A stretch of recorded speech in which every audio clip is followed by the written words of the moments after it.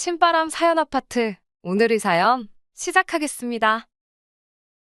결혼 5년 차의 부부입니다.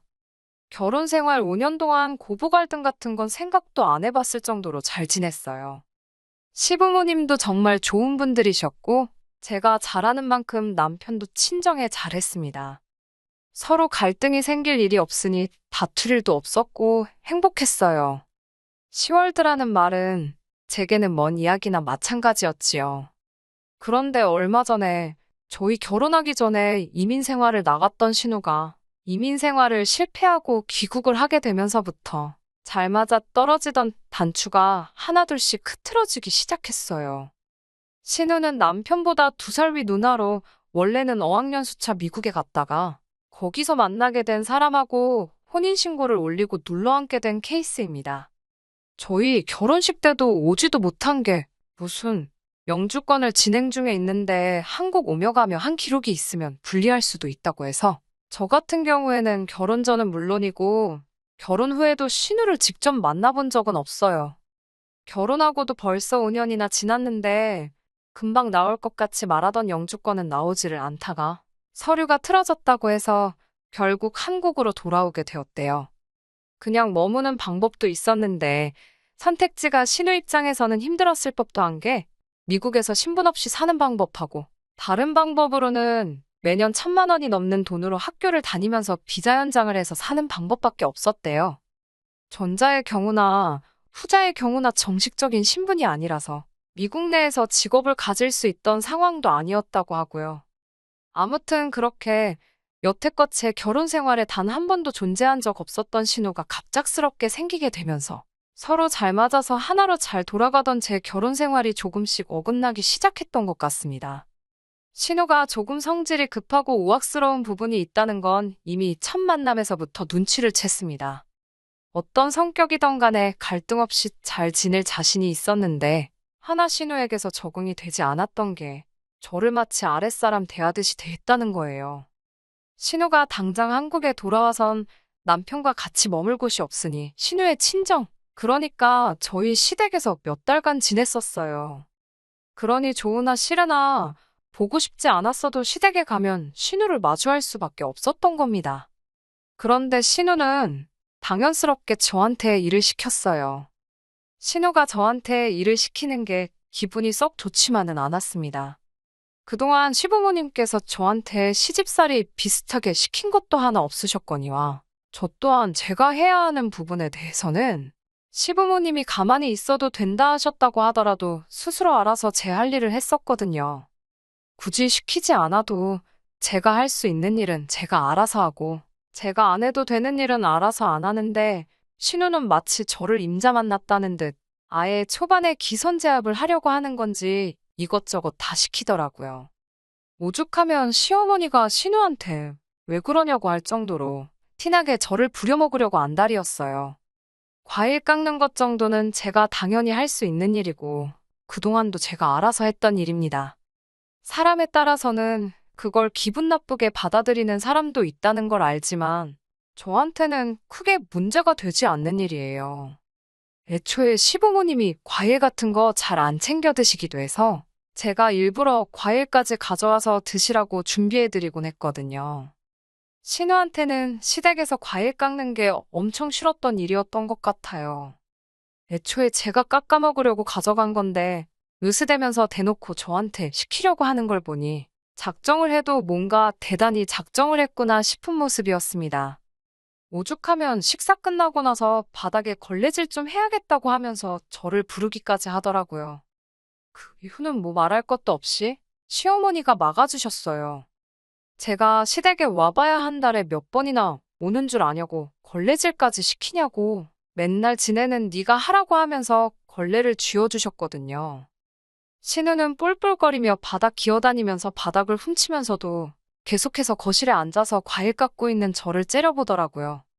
신우가 저를 작정하고 못 살게 굴려고 해도 작전이 크게 먹히는 건 없었습니다. 신우가 시켜서 하는 것 중에 대부분은 그 전에도 제가 묻지 않아도 알아서 하던 일들이었고, 제가 하던 일들이 아니면 시어머니께서 저렇게 방패막이 되어주거나 아니면 신우한테 네가 직접 하라고 시키던가 하셨었거든요. 그런데 오히려 이런 식으로 지나가는 일이 생기다 보니 신우는 그것 때문에라도 저한테 불만이 더 쌓여만 가는 것 같았어요. 저를 어떻게든 부려먹으려고 작정을 한 사람처럼 보였거든요. 지난 어버이날 때 이야기인데 신우가 난데없이 저한테 전화를 하더니 어버이날에 뭐 해드릴 거냐 묻더라고요. 어버이날을 앞두고 저도 그냥 나가서 외식하고 용돈 봉투나 하나 만들어 드리고 보내야겠다 안일하게 생각한 것도 있긴 했지만 안 챙기는 건 아니니 사실 그게 잘못한 거라고 생각해 본 적은 없거든요. 제 주변의 다른 사람들도 다 시댁에는 이 정도 하는 것 같았고요. 그런데 신우는 어떻게 며느리가 돼서 시댁을 얼마나 우습게 알면 푼돈 얼마랑 밥으로 때울 생각을 하냐면서 정성과 성의가 보이는 선물을 해야 한다고 하는 겁니다. 일리 있는 말이기는 했는데 그렇다고 신우한테서 들을 만한 말은 아니라는 생각이 들었네요. 아무튼 신우는 저한테 요즘 안마의자가 잘 나온 것 같으니 그걸 하나는 놔드리면 좋겠다고 하는 겁니다. 신우가 저한테 먼저 연락해서 뭐 할 거냐고 물어봤기에 저는 그게 신우가 안마의자를 해드리고 싶은데 돈이 모자라니 같이 해드리면 좋겠다고 말하는 건 줄 알았어요. 그래서 신우 말에 안마의자가 요즘 얼마나 하냐고 반반씩 해서 하나 놔드리면 좋겠다 말했더니 자기가 시부모님을 모시고 살고 있는데 왜 의자까지 해줘야 하냐는 겁니다. 안마의자는 저보고 사라고 하는 소리나 다름이 없었죠. 그런데 신우 말이 어이가 없잖아요. 신우가 시부모님 댁에 남편하고 처가살이 하면서 얹혀 살고 있는 거지. 모시고 살고 있는 게 아니잖아요. 심지어 두 사람이 미국에서 유학을 했다고 해서 엄청 좋은 학교를 다녔던 게 아니고 영주권을 받기 위해서 몇 년 동안 비교적 학비가 저렴한 어학원만 전전했던지라 한국에서 그렇다 할 직장도 구하지 못하고 빌빌거리고 있던 상황이었어요. 돈을 모아서 한국으로 온 것도 아니고 도망치듯 돌아와서 무일푼으로 시부모님 댁에 얹혀 사는 걸로 알고 있는데 시부모님 모시느라 고생하고 있는 건 자기니까 저보고는 돈 드는 부분을 다 내는 게 맞다는 식으로 이야기하는 게 어이가 없었습니다. 안마의자 사드리는 건 좋은 아이디어 같기는 했지만 시부모님이 원래 운동도 다니시고 원체 건강하신 분들이세요. 집에 있으면 사용하시기야 하겠지만 제 생각에는 신우가 지가 갖고 싶어서 저러는 것처럼 보이더라고요.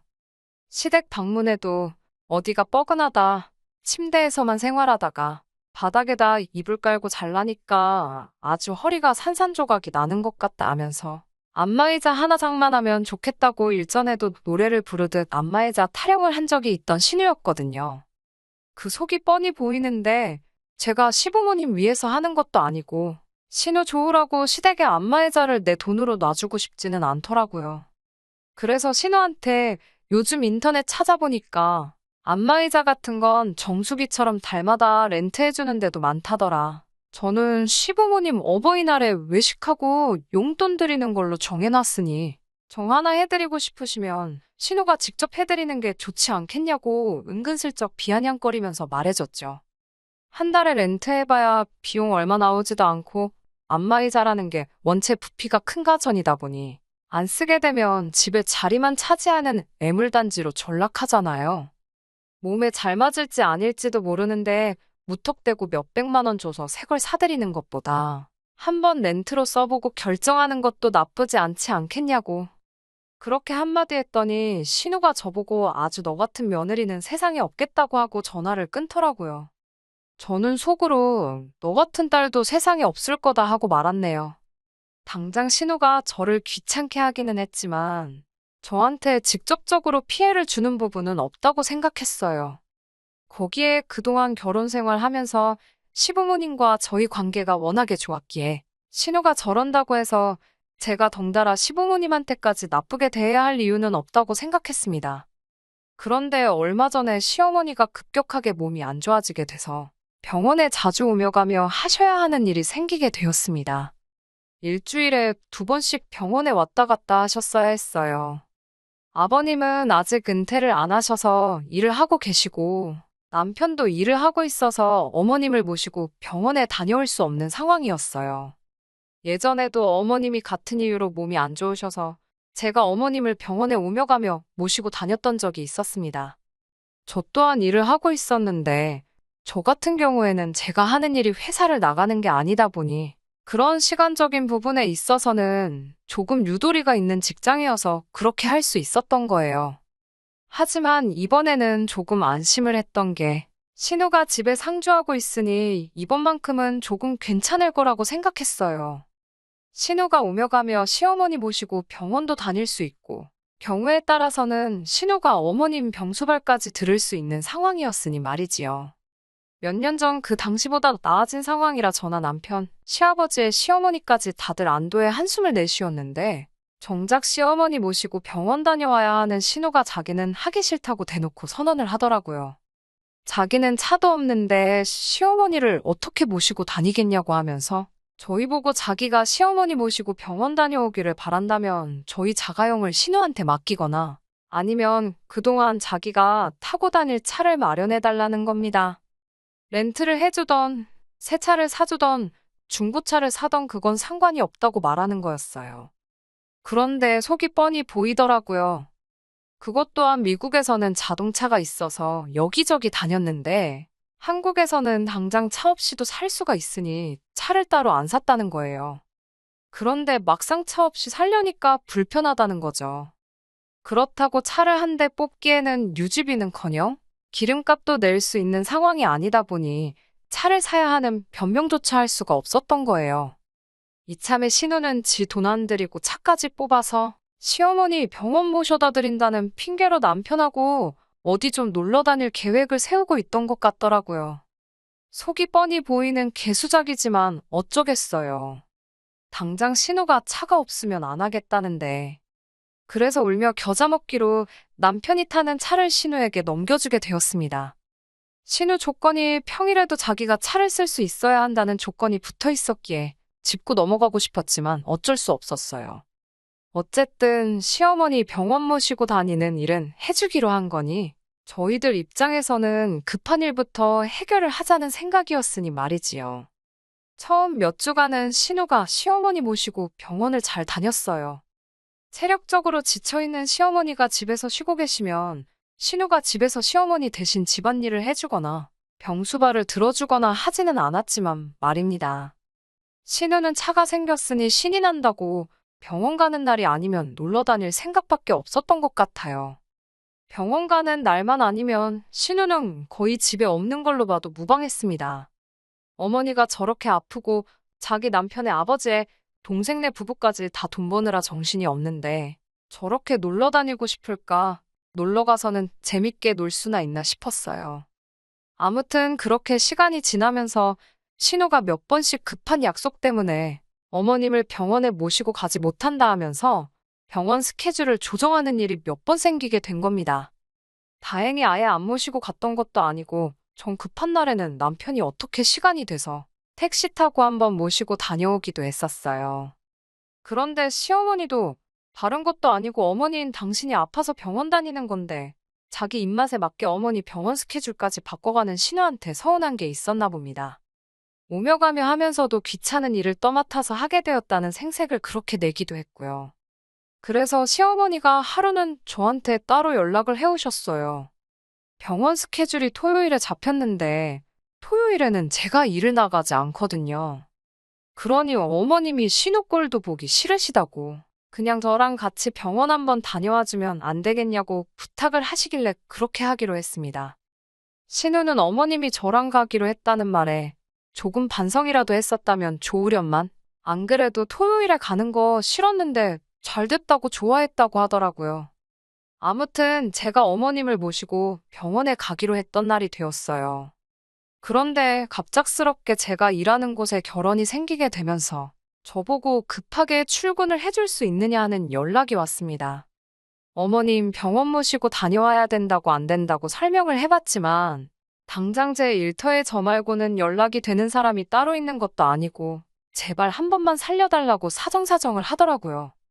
그래서 혹시 신우가 집에 있을 수도 있으니 다음번에 가는 걸 저랑 가는 걸로 하기로 하고 어머님께 양해를 구해봐야겠다 싶었어요.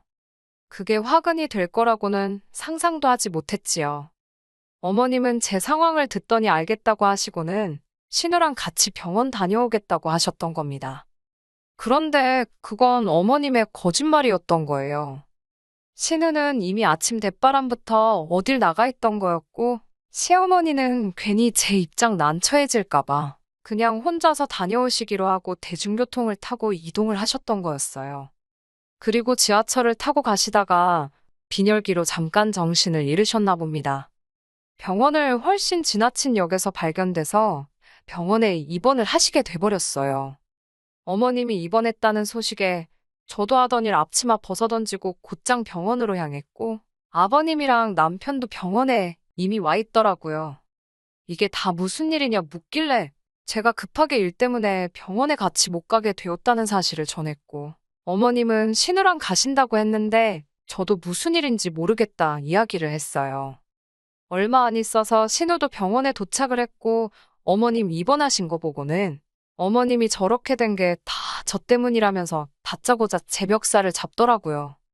제가 참을성이 조금 없기는 했지만 순간 욱하는 마음과 여태까지 참아온 감정이 한 번에 터져나와서 저도 모르게 그대로 신우를 바닥에 매다 꽂아버렸어요.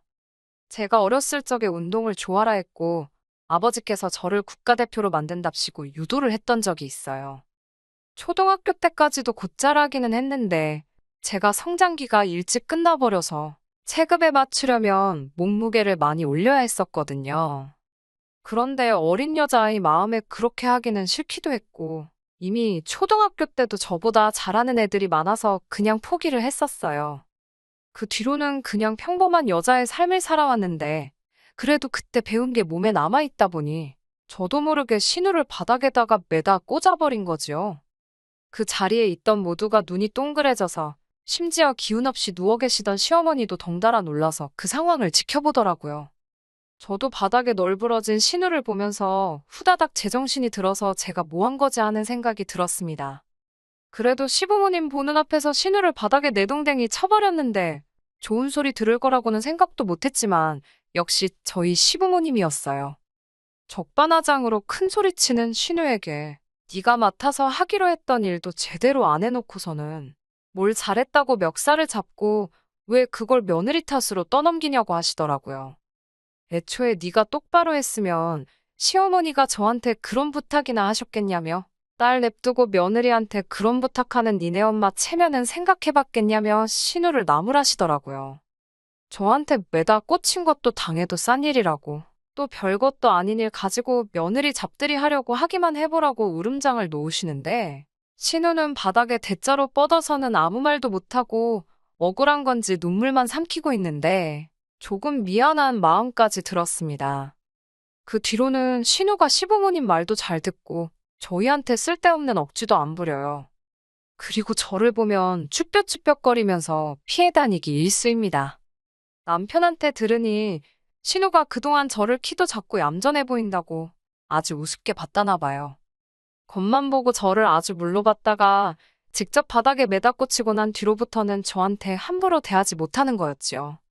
거기에 그날 제가 신우를 바닥에다 매다 꽂은 날 신우가 바닥에 나자빠지면서 주머니에서 어디 외진 곳에 있는 숙박업소 라이터가 튀어나왔다고 해요. 다행히 아무도 못 보고 그걸 남편이 혼자서 봤다더라고요. 그래서 혹시나 싶어서 남편이 차에 가서 블랙박스 기록을 뒤져봤더니 아무 기록도 남아있지 않고 싹 다 지워져 있다는 겁니다. 그래서 신우한테 이거 누나가 지운 거냐 물어봤는데 신우가 쩔쩔매면서 원래 용량이 가득 차면 자동으로 지워지는 거 아니냐고 발뺌을 했다고 하네요. 용량이 가득 차면 자동으로 지워지는 게 맞는데 기록이 한 번에 사라지는 게 아니고 순차적으로 지워지는 원리라고 하는데 물리적으로 누가 직접 다 기록을 지우기 전까지는 저렇게 아무것도 없이 지워지는 일이 없다고 하더라고요. 물론 그거 말고는 물증이 없어서 어떻게 하지 못하지만 신우가 이제는 저를 무섭게 생각하는 거 말고도 뒤가 캥기는 일을 만들어버린 거나 마찬가지니 아마 남편 말로는 한동안은 신우가 별 사고 안 치고 잘 할 것 같다고 하더라고요. 저도 이제 와서 신우가 시어머니 병원 안 모시고 어딜 다녀온 건지 누구랑 있던 건지 알아내고 싶지는 않아요. 적어도 더 이상 사람 겉으로 판단해서 우습게 보지 않고 시집은 며느리라고 해서 자기 아랫사람으로 생각하지 않고 그게 자기가 원해서 하던, 어쩔 수 없이 하던 간에 부모한테 자식된 도리 제대로 하기만 한다면 신우의 사적인 일을 가지고 크게 문제 삼고 싶지도 않네요. 다만 신우가 한 번 더 말도 안 되는 억지 부리면서 저를 우습게 본다면 저도 이젠 더 이상 참지 않으려고 합니다. 신우가 신우라는 이유로 헛짓거리를 하고 있다는 걸 이젠 온 가족이 알고 있으니 저도 더 이상 시부모님 눈치 보면서 신우까지 덩달아 어려워할 필요가 없으니 말이지요. 끝까지 들어주셔서 감사합니다. 오늘의 사연은 여기까지입니다. 구독과 좋아요, 알람 설정 부탁드리고 더 좋은 사연으로 다시 찾아뵙겠습니다. 감사합니다.